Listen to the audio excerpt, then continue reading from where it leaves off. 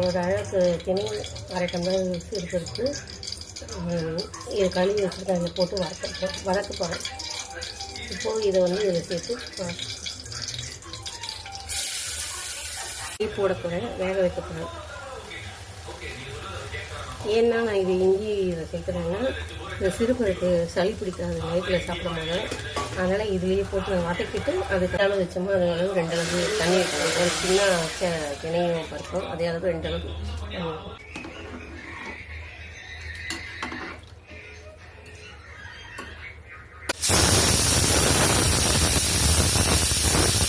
சிறுபருப்பு திணை பொங்கல் வச்சுருக்கேன். தினையும் சிறுபருப்பும் கூட இஞ்சி துருவி போட்டு பச்சை மிளகாய் பொடிசாக அரிஞ்சு போட்டு வதக்கி நெய்யில் வதக்கி எண்ணெய் தண்ணி அளவு வச்சு விசில் விட்டுருக்கேன்.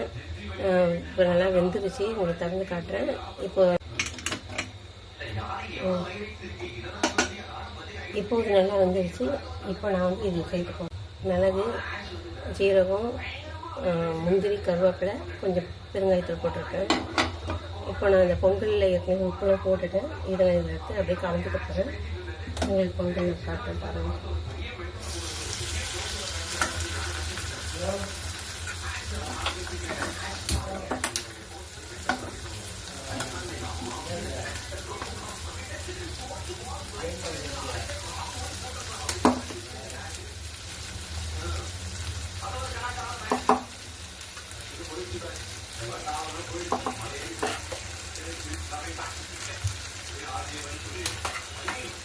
ஹாய் ஃப்ரெண்ட்ஸ், பொங்கல் ரெடி ஆகிடுச்சு.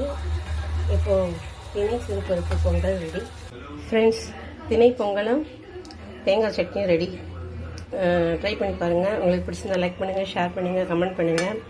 கண்டிப்பாக என்னுடைய சேனலுக்கு சப்ஸ்கிரைப் பண்ணுங்கள் ஃப்ரெண்ட். தேங்க்யூ ஃபார் வாட்சிங். நல்லாயிருக்கும், ட்ரை பண்ணி பாருங்கள்.